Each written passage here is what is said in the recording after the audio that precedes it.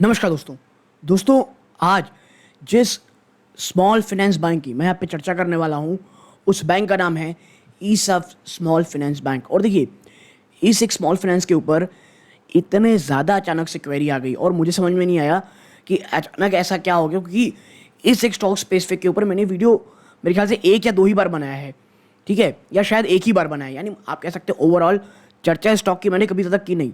अचानक से इस स्टॉक को लेकर के इतनी ज़्यादा क्वेरी क्यों आई? फिर मैंने देखा तो पता चला कि कंपनी ने अपने प्रोविजनल नंबर शो किए, वहाँ पे एसेट क्वालिटी ने जिस प्रकार की मैं कहूँगा गिरावट दिखाई है, जिस प्रकार से डराया है निवेशकों को अपने, और उसके स्टॉक प्राइस ने भी रिएक्शन किया। और देखिए उतना ज़्यादा रिएक्शन क्यों नहीं किया कि जिस प्रकार के नंबर से स्टॉक को मेरे ख्याल से और भी ज़्यादा गिरना था। रीज़न मुझे दो लगते हैं। पहले ये ऑलरेडी बहुत बड़े सपोर्ट के पास खड़ा हुआ है ईसएफ का बैंक, ईसएफ स्मॉल फाइनेंस बैंक, और दूसरा बहुत सारी निगेटिविटी ऑलरेडी प्राइस इन हो रखी है। तो इस एक वीडियो में जानने की कोशिश करेंगे कि देखिए मैं ये वीडियो जब रिकॉर्ड कर रहा हूँ आपके स्क्रीन में देखिए तो 10 जुलाई की रात को रिकॉर्ड कर रहा हूँ, ठीक है।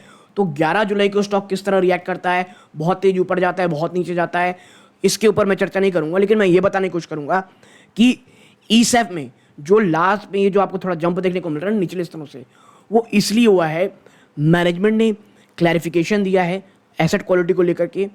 तो स्टॉक किस तरफ जा रहा है, लेवल्स के ऊपर चर्चा करेंगे, और उसके बाद बहुत ही क्विक तरीके से ये स्टॉक मैनेजमेंट क्या कह रही है और उसकी क्लैरिफिकेशन क्या है एसेट क्वालिटी को लेकर के, और क्यों डरना चाहिए या नहीं डरना चाहिए, आपको इस वीडियो के अंत तक समझ में आ जाएगा। लेकिन आगे बढ़ने से पहले दोस्तों, अगर आप इस चैनल पहली बार आए प्लीज़ सब्सक्राइब का बटन ज़रूर दबाइएगा।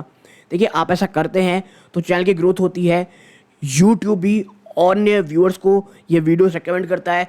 सो प्लीज़ यूट्यूब की ये जो वीडियो है इसे तुरंत सबसे पहले लाइक कर लें ताकि यूट्यूब एल्गोरिदम दूसरों को भी शो करे। चैनल को सब्सक्राइब करके ऑल नोटिफिकेशन की बेल को ज़रूर दबा दीजिएगा। अब वापस चलता हूँ ईसएफ की तरफ। देखिए यहाँ पे आप पाएंगे दोस्तों कि 0.31% की आपको तेजी देखने को मिली, लेकिन जिस प्रकार की गिरावट की मैं आपसे चर्चा कर रहा हूँ ना, आप ज़रा यहाँ पे देखें, मात्र 5 दिन पहले ये जो आप देख रहे हैं ना, अचानक से ये इतना बड़ा डाउन देखने को मिल रहा है, और उसके बाद ये और फिर और थोड़ी सी गिरावट, और अब ये लास्ट में बड़ी जंप। देखिए कंपनी ने Q1 के नंबर पेश नहीं किए हैं, लेकिन प्रोविजनल डेटा अपडेट किए कि भाई डिपॉजिट ग्रोथ कितनी है, कासा रेशो कैसा है हमारा, एनपीएस की किस तरह दिख रहे हैं, इसकी शो किया है। और इसके बाद घबराहट का माहौल है और इतनी भयंकर गिरावट देखने को आपको मिल रही है। और देखिए एक चीज़ समझिए, जो 50 रुपीज़ है, ठीक है, 50 रुपीज़ एक बहुत बड़ा साइकोलॉजिकल सपोर्ट होता है। और मैं हमेशा कहता हूँ 50, 100, 50, 100, ये 50 और 100 के जो मल्टीपल होते हैं वो साइकोलॉजिकल लेवल पे बहुत बड़े सपोर्ट या रेजिस्टेंस का काम करते हैं। आप कई बार देखते होंगे स्टॉक 100 रुपीज़, जो भी 100 के मल्टीपल हैं, उसे तोड़ करके ऊपर जाना उसके लिए बहुत टफ हो जाता है। रिसेंट टाइम में मैं आपको बताऊं तो सुमितोमो केमिकल आप देखिएगा लगातार बार बार 500 टच के ऊपर जाता है लेकिन सस्टेन नहीं कर पाता, ठीक है। ईसएफ 50 रुपीज़ के नीचे आने की कोशिश कर रहा है, और ईज मैटर जिसके ऊपर मैंने वीडियो कल ही बनाया था वो भी 40 रुपये को तोड़ने में बहुत प्रेशर महसूस कर रहा है। तो जो 10, 50, 100 के मल्टीपल्स होते हैं उनके साथ ऐसा ही होता है। अब आते हैं मेन रीज़न के ऊपर कि देखिए पिछले एक साल में आप देखोगे तो ऊपरी स्तरों से आप देखिए, इसने जो 52 हाई बनाया था 80 रुपये के आसपास था, वहाँ से टूटते टूटते ऑलमोस्ट 33% ज़्यादा की गिरावट दिखा चुका था। और ये जो गिरावट है देखिए ये वाली यहाँ तक आए तो ऑलरेडी 20%, 2% टूट चुका था, और ये देखिए ऑलरेडी 23% गिरावट हो चुकी थी। और एक और चीज़, जब भी आप स्मॉल फाइनेंस बैंक्स में निवेश कर रहे हैं, एक बात याद रखिएगा, ये बहुत छोटे बैंक्स हैं। अगर आप ये सोच के इसमें निवेश कर रहे हैं कि स्टॉक यहाँ से 4-5 गुना हो जाएगा, तो ऐसा नहीं होने वाला दोस्तों, ठीक है। ये बैंक्स अभी बहुत छोटे हैं। आने वाले समय में अगर इकोनॉमी में कोई भी डाउन ट्रेंड आता है, मैं फिर कहूँगा कोई भी डाउन टर्न आता है, स्मॉल फाइनेंस बैंक इनसे आप कह सकते हैं ऐसे बैंक्स होंगे जो सबसे ज़्यादा टूटेंगे। लेकिन मैं बता दूं उस समय कुछ ऐसे स्मॉल फाइनेंस बैंक होंगे जो उसको सर्वाइव कर जाएंगे उस भयंकर गिरावट को, अगर बहुत बड़ा डाउन ट्रेंड आता है इकोनॉमी में, और वही आगे चल के एक मल्टी बैगर साबित होंगे। बस देखना ये है वो कौन से स्मॉल फाइनेंस बैंक होंगे।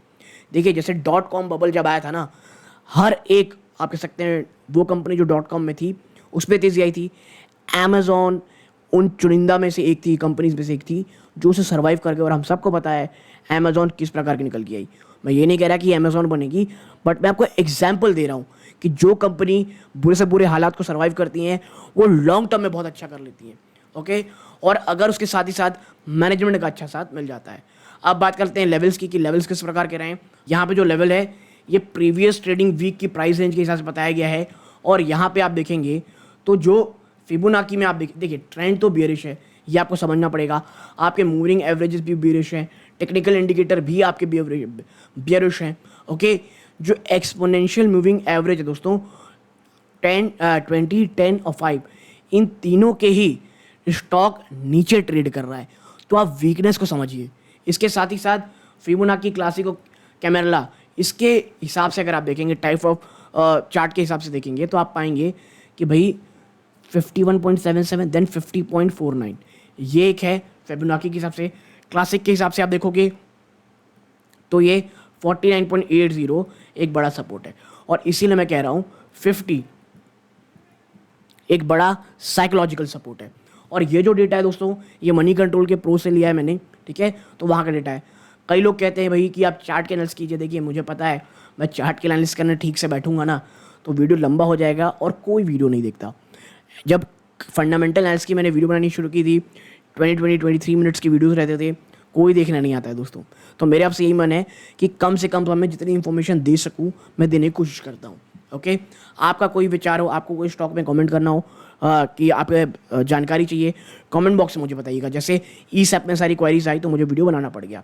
इसके साथ ही साथ मैं आपको बता दूं, आप चैनल को सब्सक्राइब करके ऑल नोटिफिकेशन बेल को जरूर दबा दीजिएगा, क्योंकि अब चल रहा है रिजल्ट सेशन, तो कोई बड़े बड़े जो भी रिजल्ट आएंगे उनकी एनालिसिस मैं इस चैनल में करता भी रहूँगा। अब आते हैं मेन मुद्दे के ऊपर। जो क्वार्टर वन के अपडेट्स आए, एसेट क्वालिटी एक बड़ा सेटबैक निकल के आया। तो देखिए ईस्ट स्मॉल फाइनेंस बैंक ने जो टोटल डिपॉजिट है उसमें 33.4% का आपको जंप देखने को मिला, 20,887 करोड़ का पहले क्वार्टर में 2025 में। कंपनी ने जो अपने प्रोविजनल फिगर शो किए तो 33% ज़्यादा आपको जंप देखने को मिल रहा है टू 20,887 करोड़ रुपीज़ का। ओके, जो बैंक के ग्रॉस एडवांसेस है उसमें भी आप देखेंगे 30% ज़्यादा का जंप है ईयरली बेसिस पे, याद रखिएगा ना। और ये 18,783 करोड़ में आए हैं, जो पहले 14,447 लाख करोड़ रुपीस थी in the same period last year. और ये जो एक्सचेंज फाइनेंस की गई है। और यहाँ पे अगर मैं आपसे बताऊँ तो आप देखें यहाँ पे जो current account saving account ratio है अभी के समय में भारतीय जो बैंक है, खास करके बड़े प्राइवेट बैंक्स, छोटे बैंक उतने ज़्यादा परेशान नहीं है, जो बड़े प्राइवेट बैंक से आप देखेंगे डिपॉजिट्स को लेकर के तरस रहे हैं। साफ साफ स्लो डाउन देखने को मिल रहा है कासा रेशियोज में। रीज़न ये है, एक तो इक्विटी में सारा पैसा निवेशक लगा रहा है रिटेल, इसके साथ ही साथ जो छोटे मझोले बैंक्स हैं वो इतना ज़्यादा हाई इंटरेस्ट दे रहे हैं कि बड़े बैंक को उसकी जो हीट है वो फील हो रही है। अब आप देखिए जो इसका कासा रेशियो जो निकल के आया है दोस्तों, करंट अकाउंट सेविंग्स अकाउंट, उसके प्रपोर्शन में deposit that come from low cost savings account उसमें 23.5% का ज़्यादा जंप है, जो एक साल पहले 18.22% था। अब देखिए कई लोग सवाल पूछते हैं कासा रेशियो में ऐसा क्या है जो बैंक्स को बहुत अच्छा लगता है, तो इसका भी जवाब इसमें है अ हायर कासा रेशियो ये इंडिकेट करता है कि आपका कॉस्ट ऑफ फंड कम है। रीज़न ऐसा क्यों है, क्योंकि देखिए जो लेंडर्स होते हैं उनको कोई भी इंटरेस्ट नहीं देना पड़ता करंट अकाउंट डिपॉजिट्स में, ठीक है, और the interest on savings account is low, और जो सेविंग्स अकाउंट में इंटरेस्ट रहती है वो काफ़ी हद तक लो रहता है। बट जिस प्रकार के जो अन्य बैंक है जैसे IDFC फर्स्ट बैंक जैसे लोग हैं वो इतना ज़्यादा हाई डिपॉजिट दे रहे हैं इंटरेस्ट में मंथली बेसिस पे, जो बड़े बैंक से उसको हीट फील कर रहे हैं। मेन अब आते हैं जो बड़ा डर आया है निवेशकों के मन में, वो है ग्रॉस NPA। आप देखिए जो ग्रॉस NPA है वो 6.5% से भी ज़्यादा आया है, ठीक है। आप कह सकते हैं एज ऑफ June 30, 2024 अगर हम कंपेयर करें 4.76% प्रीवियस क्वार्टर में, ठीक है। अब आप देखें यहाँ पे जो जून क्वार्टर में निकल के आया है 4.76%, जो पिछले क्वार्टर में था अब वो 6.5% ज़्यादा हो गया है। नेट NPA 3.22% पे है, और ये जो डेटा है ना निवेशकों को आप कह सकते हैं पूरी तरह से हिला के रख दिया। इसके जवाब में मैनेजमेंट ने जो अपना जवाब दिया, देखिए मैनेजमेंट रिस्पॉन्स क्या रहा है। ESEF ने कहा है कि जो it's a strategic decision to reduce concentration risk in the business corresponding और BCs, particularly जो ईसैफ का आप कह सकते हैं स्वराय multi state agro cooperative society है, ये क्या है? ये कॉरपोरेट 1 सेकेंड, ये एक कॉरपोरेट बिजनेस कॉरेस्पॉन्डेंट है दोस्तों of lenders which based on comprehensive stakeholder feedback. Now to manage the transaction, इस ट्रांजैक्शन को मैनेज करने के लिए कंपनी ने ईसैफ ने एक नया मैक्रो बैंकिंग चैनल बनाया और bringing a significant portion of micro loan business under the direct management of the bank.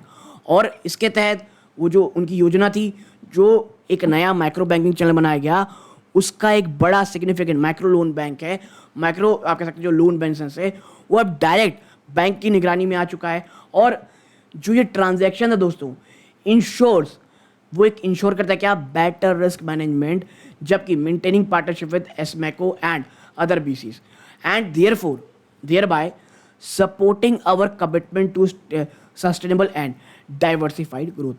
देखिए, ये अगर मैं आपको बहुत ही आम भाषा में कहूँ, ये कंपनी बैंक मैनेजमेंट ये बताने की कोशिश कर रही है, डरने की ज़रूरत नहीं है, ऐसा कुछ भी नहीं हुआ है जो लोग निवेशकों को पैनिक करना चाहिए। इसके आगे बैंक ने कहा कि has always ensured strict compliances with regulatory norm and disclosures. We have constantly adhered to the highest standard of cooperative governance, disclosing all pertinent detail regarding business. देखिए, हुआ ये था, CNBC ने अपनी एक रिपोर्ट बनाई और उसके बाद मैनेजमेंट ने ये बात कही कि भाई ऐसा कुछ नहीं है, किसी को कुछ भी घबराने की ज़रूरत नहीं है, जो भी हम काम करते हैं उसका फुल डिस्क्लोजर देखते हैं। क्योंकि देखिए, एक तो ये स्मॉल फाइनेंस बैंक है और जिस प्रकार से झटके पे झटके निवेशकों को बैंक में दिए हैं, खासकर यस बैंक के बाद, कुछ भी होता है निवेशकों के कान खड़े हो जाते हैं। इसके आगे मैनेजमेंट ये कहता है, ठीक है, ईसैफ ने जो मैनेजमेंट है उसने भी address all queries clarification by RBI prompted time to time. उन्होंने ये भी कहा कि भाई आरबीआई जो भी हमसे जानकारी क्लैरिफिकेशन मांगता है हम उसे देते रहते हैं। और देखिए, ये कब आया? जो CNBC TV 18 ने अपनी जो रिपोर्ट 4 जुलाई की रिपोर्ट की, saw the worst deterioration in asset quality among lenders since the stock listing. No other lender has experienced a decline this magnitude. और देखिए, बोलना भी था क्योंकि CNBC ने बात कही कि जिस प्रकार का डिटोरेशन हुआ है, ये इस क्लास में आज तक कभी नहीं हुआ है। और जिस प्रकार की डिटोरेशन आपको देखने को मिल रही है एसेट क्वालिटी में, वो भी पिछले कुछ क्वार्टर से, now follows the announcement that the lender discontinued certain business correspondent service provided by SMCO. और एसएमको के साथ कुछ सर्विसेज जो बंद की गई, इसने और ज़्यादा आग में घी डालने का काम किया। और इसीलिए आके समझाना पड़ा कि भाई हम ये जो बिजनेस कॉरेस्पॉन्डिंग है ना सर्विसेज है, उसको कुछ अन्य तरीके से लेकर के आ रहे हैं। आप देखें, as the largest business correspondent ने की promoter group entity SMCO manage 54.53% of bank's gross advances. तो देखिए, कान तो खड़े हो गए हैं। और 74% ज़्यादा का जो ऑलरेडी एडवांसेस है, ये भी बिजनेस कॉरेस्पॉन्डेंट के द्वारा देखा जाता है। तो ये चीज़ें बहुत ज़्यादा कान खड़े तो कर रही हैं, लेकिन ये जो बिजनेस कॉरेस्पॉन्डिंग क्या होती है, तमाम चीज़ें क्या है, इसके ऊपर जब इसके क्वार्टरली 1 के नंबर्स आएंगे, मैं बहुत इत्मीनान से आपके सामने लाने की कोशिश करूँगा। अभी एक बहुत ही छोटी सी आपके सामने लानी थी, जो मैनेजर का क्लैरिफिकेशन आया है वो भी लाना था। और एसमैको का जो भी रिलेटेड इशू है, बैंक ने साफ साफ कहा है भाई हम कुछ नया रीस्ट्रक्चरिंग का काम कर रहे हैं। और जो भी घबरा रहा है या जो भी चीज़ें चल रही बैंक को लेकर नेगेटिविटी, ऐसा कुछ भी नहीं है दोस्तों। तो आप यहाँ तक जुड़े रहें, बहुत बहुत धन्यवाद। ये वीडियो का अंत है। जय हिंद दोस्तों।